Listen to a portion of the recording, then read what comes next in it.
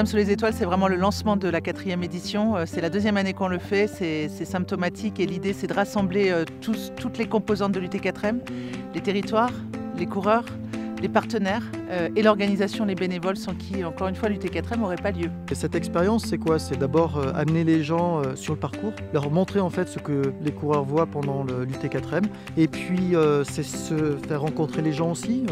Nous, nos bénévoles, ils sont juste géniaux, et c'est super de pouvoir leur faire rencontrer des coureurs élites. Découvrir une course de cette manière-là, faire venir les athlètes, surtout l'hiver, dans un décor très sympa, hein, la neige, l'ambiance, l'hiver, tout le monde vraiment décontracte. Là, on est sûr d'avoir des gens qui sont un petit peu, qui se remettent vraiment à courir.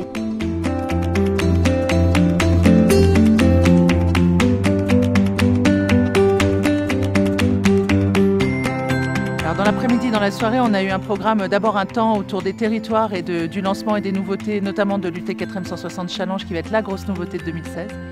Ce seront donc 5 jours de fête du trail, puisque l'événement démarrera le mardi 17 août avec l'accueil des coureurs, et le mercredi, le banc de départ de la première étape, celle dans l'Oisan, aura lieu de Puy-Vif. La manière dont on l'a fait, c'est d'abord une conférence de presse parce qu'on avait plein de choses à présenter.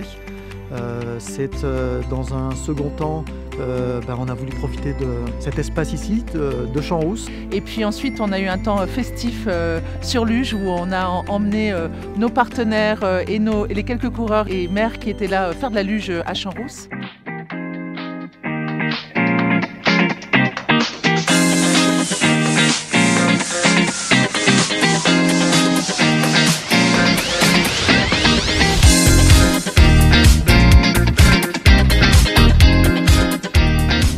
On a fait ensuite un débat, on a organisé un débat avec des stars.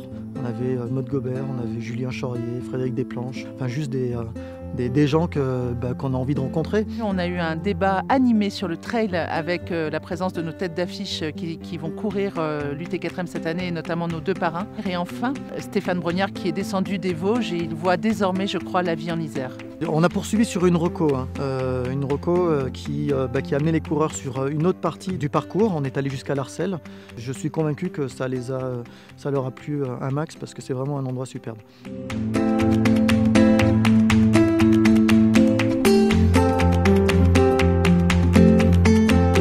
C'est toujours un moment agréable de retrouver les organisateurs, les coureurs. Puis là, comme ça, on est entre nous, on échange, des moments intemporels, un peu informels. C'est bien. Très professionnel, mais très familial à la fois. Donc ça qui est, je pense, très sympa. Le coup de... ça déconne bien un peu en famille. Mais voilà, un sujet, des débats, des colloques, des conférences, des professionnels, enfin des vraies choses intéressantes qui sont dites aussi, c'est bien ça. Ça reste très familial. Après, le fait de traverser 4 massifs, c'est quand même super important parce que c'est 4 massifs qui sont vraiment autour de Grenoble.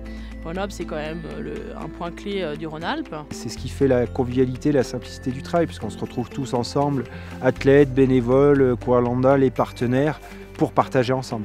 Maintenant, la prochaine étape, c'est du 17 au 21 août, toujours à Grenoble, à Champs-Rousses aussi assez régulièrement, et puis ça va être super, je pense. L'esprit de l'UT4M, c'est d'abord la passion qui est partagée par tous ces acteurs, avec une envie, je dis souvent qu'on est dans un endroit où on essaye de faire quelque chose d'écologique et l'énergie est renouvelable. L'énergie qu'on donne aux coureurs, ils nous la rendent au centuple en tant que bénévoles, et c'est ainsi de la même façon avec les territoires. Donc vive l'énergie renouvelable de l'UT4M.